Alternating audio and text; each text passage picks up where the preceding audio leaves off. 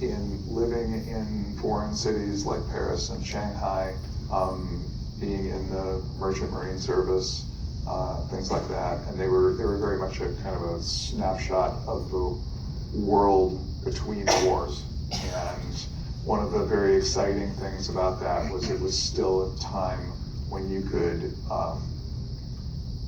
a person could travel the world, and if they did it the right way, if they did it like emergency, and if they did it with somebody who sort of had an excuse to be there superficially, you could go without a passport, nobody knew who you were, you could get off anywhere, you could get on anywhere. The world was an open place, you know, which it has not been since World War II. And so he recognized, I think, to a great extent that world, which had been, you know, around since the Phoenicians, was vanishing. Mm-hmm. And he wrote a series of stories to kind of document that. And most of those are short stories. They're contained in a short story collection called Yondering. And there's one novel that's in that series, and that's this one. Right. So, I mean, he was with the greatest generation. That was his generation, I would assume, right? He was a very old, he was right at maybe the very, very beginning of the greatest generation. So 1942, right? So he stopped writing, he stopped with this book in 1942. He was drafted. He was drafted, yeah. Went to fight in World War II. Yeah.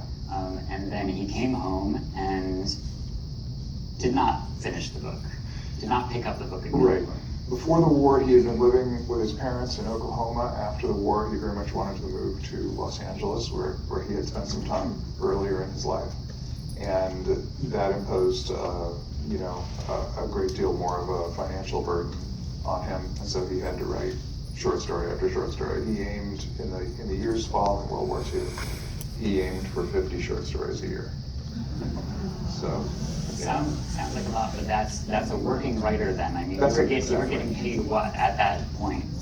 He was earning enough for a room in the back of another family's flat with its own bathroom and its own entrance. And nice clothes, no car, a little bit of a nightlife. That's what that earned. A couple drinks on the weekend. Yeah. So then, I mean, when people think, you know, Hollywood life and, you know, famous author, and he has a movie made and everything, that he's got it made, he's part of the elite, and yet really, you know, he had a movie made, and what you said, you got a car that year. Yeah. Well, we were. I think life got a whole step easier than kind of just sort of uncertain middle class. You know, not knowing exactly where the next paycheck was coming from, middle class, when I was about 15. And then the sale of the book, every new sale of a book reinforced the sales of the old books. None of the books went out of print. It was just a critical mass of stuff, and life got a lot better.